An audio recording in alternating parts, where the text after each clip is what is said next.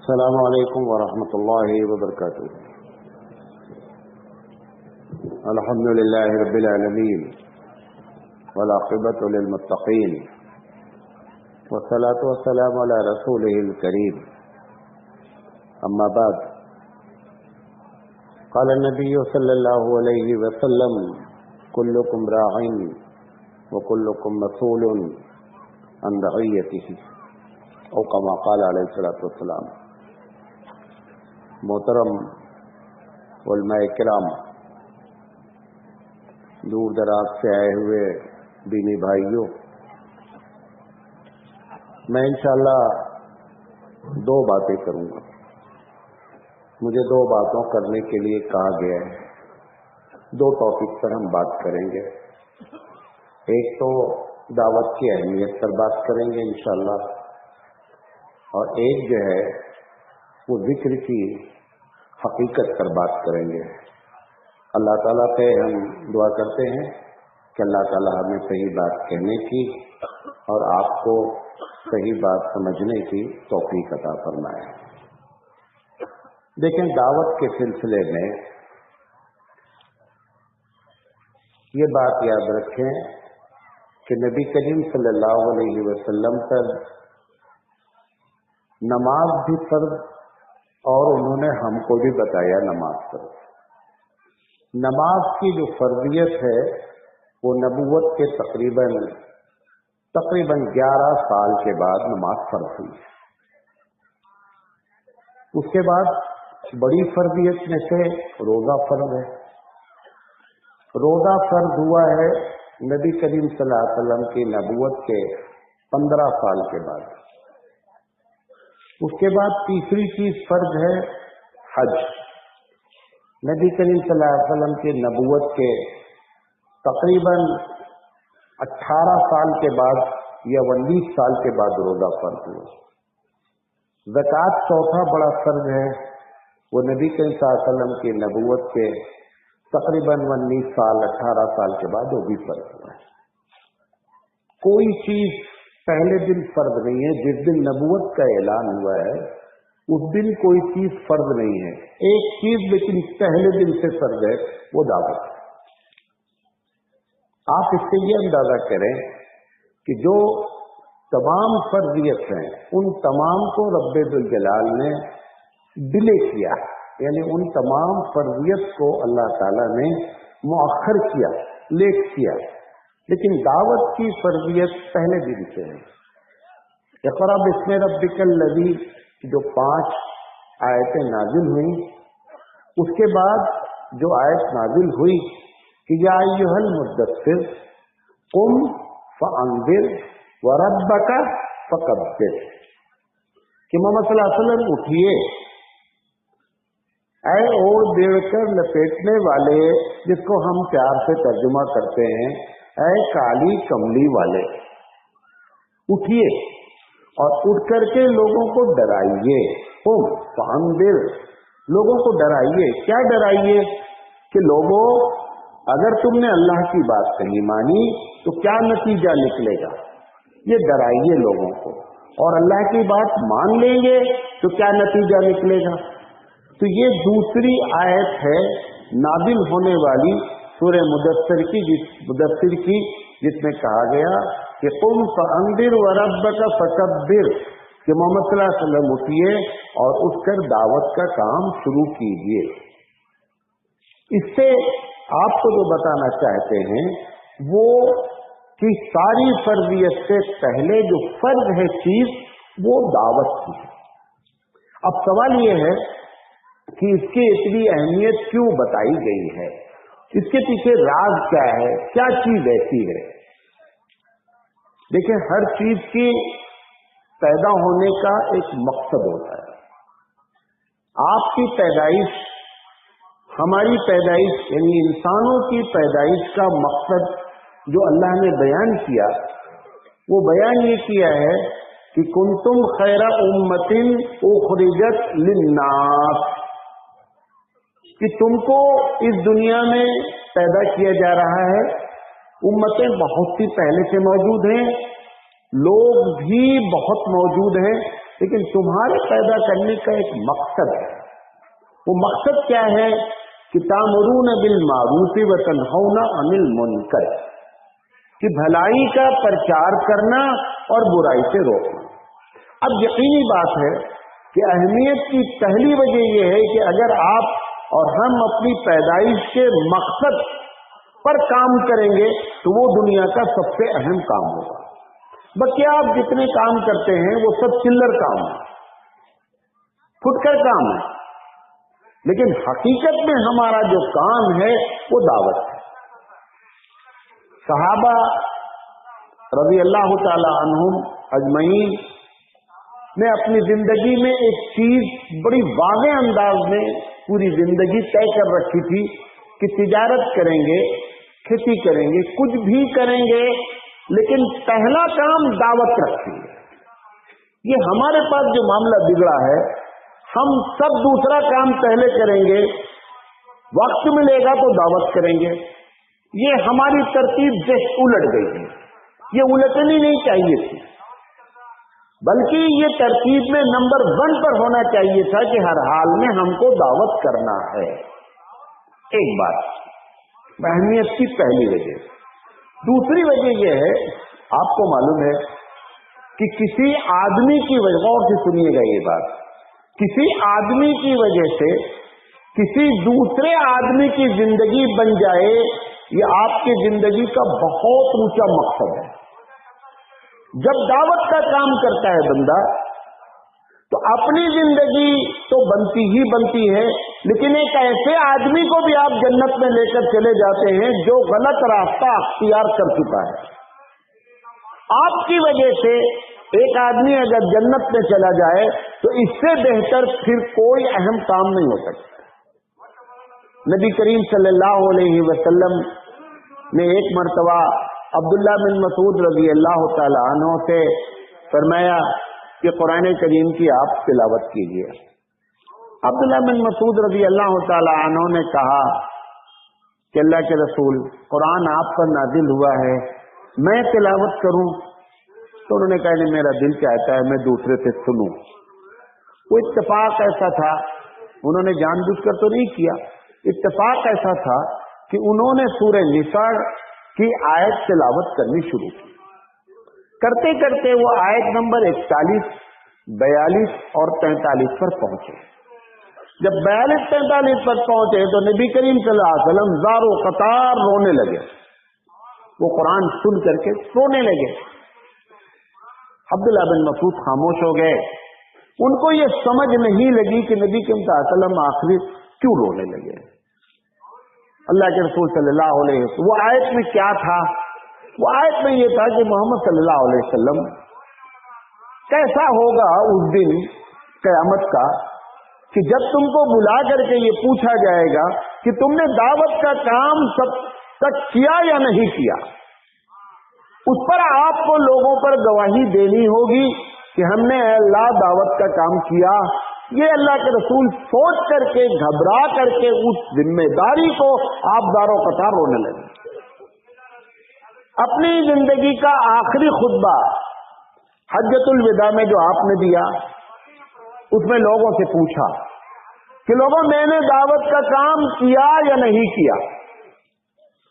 صحابہ نے جو موجود تھے، ایک بڑا مجمع تھا، موجود تھے، انہوں نے زور سے چلا کر کے کہا کہ اللہ کے رسول آپ نے دین ہم تک دعوت پہنچا دی. جب 1,25,000 26,000 لوگوں نے ایک آواز میں کہا ہوگا کہ آپ نے دعوت ہم تک پہنچا دی، تو یقینی بات ہے کہ بہت بڑا کلیجہ ہونا چاہیے، خوش ہو جانا چاہیے کہ لوگ ہمارے لیے گواہی دے رہے ہیں. لیکن اللہ کے رسول صلی اللہ علیہ وسلم اس بات پر خوش ہوئے ہوں گے، لیکن آپ نے فوراً ہاتھ اٹھا کر اوپر اشارہ کیا کہ اے پروردگار عالم، اللہم شہد، اے اللہ آپ گواہ رہیے گا کہ ان لوگوں نے گواہی دی ہے کہ میں نے آپ کے دین کی دعوت ان تک پہنچا دی. یہ نبی کی حیثیت ہے، وہ بھی اس چیز کو سوچ کر گھبرا رہے ہیں. لہذا اندازہ یہ کیجئے کہ اس کی کتنی اہمیت ہے کہ انبیاء بھی جب یہ سوچتے ہیں کہ مجھ سے قیامت میں اس کے بارے میں سوال ہوگا تو ایک بڑا مسئلہ ہے، ہر فرد سے سوال ہوگا، کوئی بھی قیامت میں یہ نہیں بچے گا۔ اگر ایک آدمی بھی، تمہارا بھائی، بازو والا، تمہارا دوست کوئی غلط کام کرتا رہا، نماز نہیں پڑھتا رہا، کوئی بھی غلط کام کرتا رہا، اور آپ نے اس کے ساتھ پارٹی تو کی، شادی بیاہ میں شریک ہوئے، پکنک بولا تو پکنک میں گئے، لیکن کبھی اس کو دعوت اگر نہیں دی، اور اس نے اگر قیامت میں کھڑے ہو کر یہ کہا کہ یہ ہمارے ساتھ 24 گھنٹہ رہتا تھا لیکن خود تو جو کچھ بھی کرتا تھا ہم نے کیا بھی نہیں بتایا، اگر اس نے خدا نخواستہ یہ جملہ بول دیا تو آپ اپنی جگہ پر چاہے جتنے بڑے متقی پرہیزگار ہوں گے، کیونکہ تمہاری وجہ سے اس کو جہنم میں جانا ہے، وہ تم کو ساتھ لے جائے گا، چھوڑے گا نہیں۔ آپ کے تقوی کی، آپ کی نماز کا ثواب جب ملے گا، لیکن یہ گناہ ضرور پکڑا جائے گا۔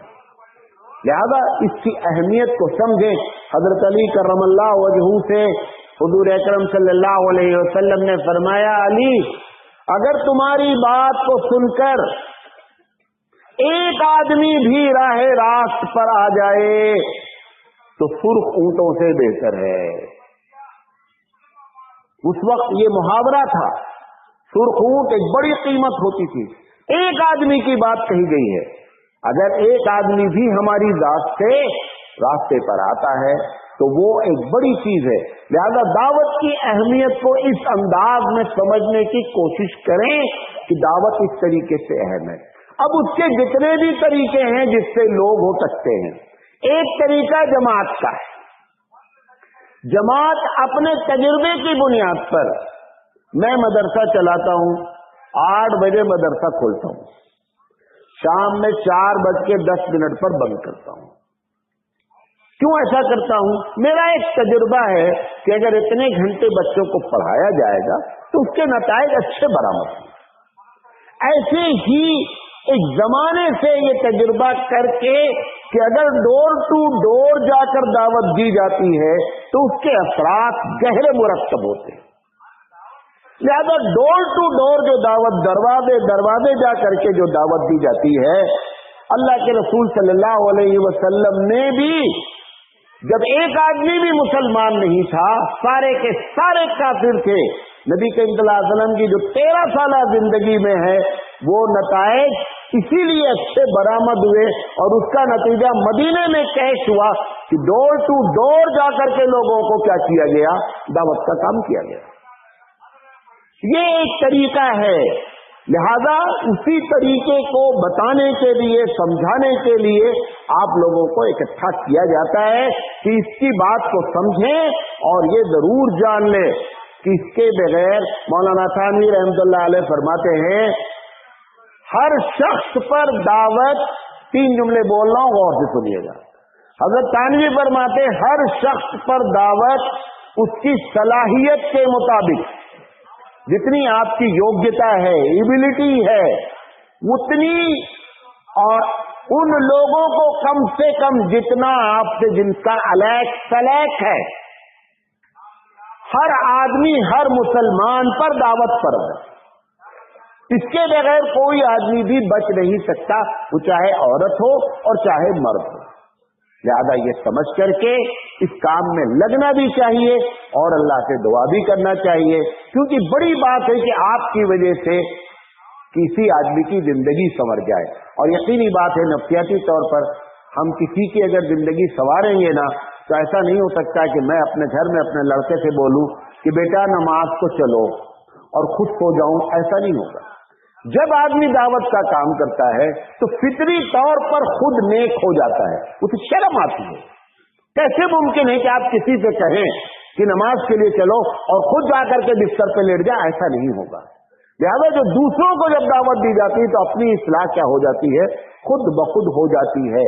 اس لیے دعوت کی اس اہمیت کو اس لحاظ سے سمجھیں۔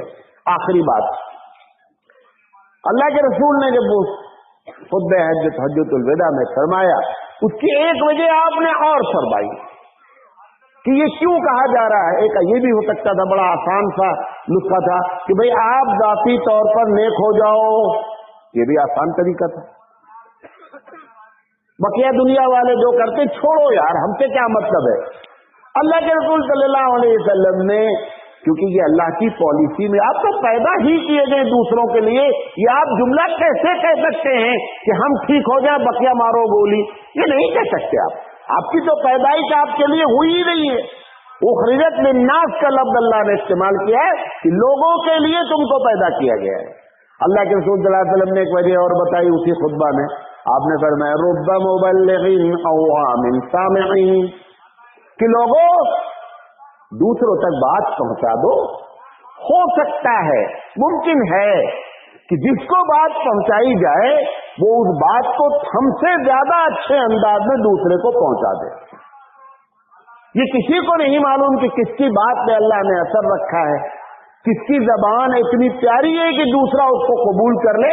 आपने फरमाया रुब्बा मुबल्लिगिन औ आमिन सामिईन, जो बात जिनको पहुंचाई गई वो हो सकता है कि ज्यादा महफूज करने वाले हों उनसे जो बात कह रहा है। मैं समझाने की जबान में आपसे बात करना चाहता हूं कि फुटबॉल के प्लेयर को पहले दिन बताया जाता है कि जब तुम्हारे पास गेंद आए तो उसको गेंद पास कर दो, जो उम्मीद हो कि गोल कर देगा।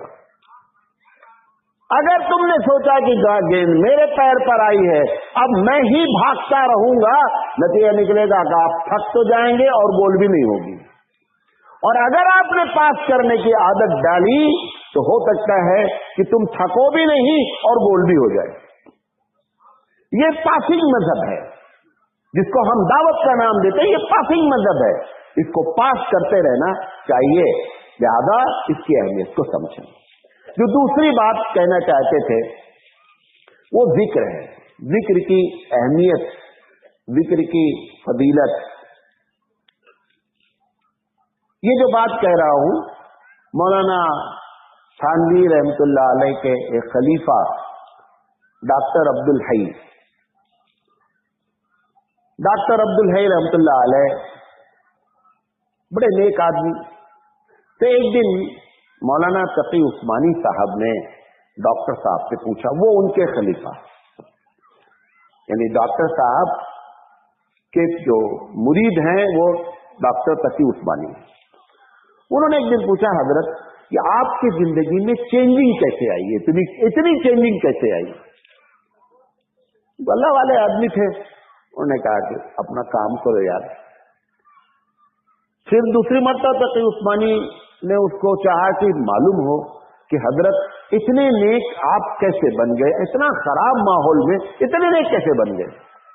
जब देखा कि ये छोड़ेगा ही नहीं तो डॉक्टर साहब ने वो नुस्खा बता दिया कि अगर मैं जो बता रहा हूं, अगर तुम एक हफ्ता भी अपनी जिंदगी में कर लोगे तो तुम भी चेंज हो जाओगे। वो नुस्खा मैं आपको बताना चाहता हूं। अगर वाकई में आप आए हैं और मकसद है कि हमारी जिंदगी तब्दील हो जाए, हम अल्लाह वाले बन जाएं, तो आप ये नुस्खा आप अपनी जिंदगी में अमल करेंगे, हम करेंगे, कोई भी करेगा। जो दिल लेकर आया है वो दिल उसका तब्दील हो जाएगा। करेंगे इंशाअल्लाह। अगर सही माने में बखुदा कहता हूं कि अगर ये नुस्खे को आप अमल करें, आप अपने आप को संभाल ही नहीं पाएंगे, आप अपने दिल को, आप हर हाल में अल्लाह वाले हो जाएंगे। वो क्या है? मौलाना थानवी रहमतुल्लाह अलैह के वो खलीफा हैं। तो डॉक्टर साहब ने फरमाया कि देखो, ये जो अल्लाह ताला ने वादा किया है कि फज़कुरूनी अज़कुरुकुम, फज़कुरूनी अज़कुरुकुम, तुम्हें हमें याद करो, मैं तुम ना याद करता हूं। ये कौन वादा कर रहा है? अल्लाह। अल्लाह वादा झूठा करता है? ये कैसी आयत है? हजरत थानवी फरमाते हैं, उलमा तवज्जो दें खास, ये कैसी आयत है जिसमें कोई कंडीशन अल्लाह ने नहीं रखी है। अल्लाह ने नहीं रखा है कि तुम मुझे याद करोगे दिल की गहराइयों से, एकदम दिल से याद करोगे तब मैं तुमको याद करूंगा, ऐसी कोई कंडीशन अल्लाह नहीं रखा। हजरत कहते हैं ये विदाउट कंडीशनल आयत है कि फज़कुरूनी अज़कुरुकुम, तुम मुझे याद करो, मैं तुम्हें याद करूंगा। जब ये बात अल्लाह की जानिब से है तो उन्होंने कहा कि देखो, याद दो तरीके से होती है। कितने तरीके से होती है? दो तरीके से याद होती है। एक याद होता है ज़बान के जरिए, जैसे आप तस्बीह पढ़ते हैं सुबहानल्लाह ला इलाहा इल्लल्लाह, तीसरा कलमा, पहला कलमा, जो भी पढ़ते हैं, ये तस्बीह सब लोग आपको बताते हैं, आप पढ़ते भी हैं, उसके फायदे भी होते हैं। लेकिन हजरत ने बताया कि ये तस्बीह बतौर इबादत तो है, लेकिन इसमें दो कंडीशन अगर होगी तब तो आप बदलेंगे, और अगर वो कंडीशन नहीं पाई जाएगी तो बदलेंगे नहीं आप। लेकिन मैं जो बताने जा रहा हूं वो विदाउट कंडीशन है, आप बदल जाएंगे एक हफ्ते में। तो पहले वाले पर हम बात नहीं करना चाहते, हम वो बदलने वाले पे बात करना चाहते हैं कि वाकई में अगर आप संजीदगी से उस पर अमल करने के लिए ख्वाह हैं, कोशिश है आपकी, तो इंशाअल्लाह हम जरूर बदलेंगे।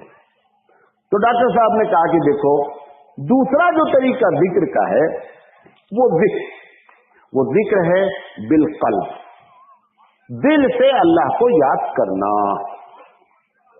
अब वो दिल से याद करने का क्या तरीका है? उन्होंने कहा उसके लिए कोई मुसल्ला नहीं बिछाना पड़ता है, कोई वजू भी नहीं करना पड़ता है, कोई हाथ में तस्बीह भी नहीं लेनी पड़ती है। लेकिन अगर जिक्र बिलकल्ब की आदत पड़ी तो आप बदलेंगे। जिक्र बिलकल्ब का जो तरीका उन्होंने बयान फरमाया वो बता रहा हूं, वही वो चीज है जो आपको अंदर से बदलती है। मौलाना ने कहा, डॉक्टर साहब ने, कि आप अपने बच्चे को किसी स्कूल में पहली मर्तबा एडमिशन कराने ले जा रहे हैं, ये स्कूल बड़ा अच्छा है। उन्होंने कहा कि जब जा रहे हैं तो आपकी ये नीयत होनी चाहिए दिल में कि ऐ अल्लाह, मैं इस स्कूल में दाखिला करा रहा हूं, इसमें जो शर की चीजें हैं उससे हमारी हिफाजत कीजिएगा, जो इस स्कूल में खैर है वो हमारे बच्चे को नसीब फरमाइएगा। आप जाकिर बिलकल्ब हैं, आपने अल्लाह को याद किया है, आप वहां गए। अब देखिए स्कूल का मैनेजमेंट का जो बैठा हुआ इंचार्ज है, चाहे प्रिंसिपल हो या जो, वो ये नियत करे कि रब्बे दुल जलाल, ये अमानत बच्चे की हमारे पास आपने भेजी है, हम ऐसा इसको पढ़ाएं कि ये सही माने में इल्म हासिल करे, कोई गलत बात यहां से लेकर के ना जाए। उन्होंने कहा मैनेजर भी जाकिर है और ये आदमी जो पेरेंट्स है ये भी जाकिर है, ये भी जाकिर है, वो भी जाकिर है। हर काम के करने से पहले एक मर्तबा सोच ले कि इसमें रब्बे दुल जलाल ने जो खैर रखा है वो हमको नसीब हो जाए।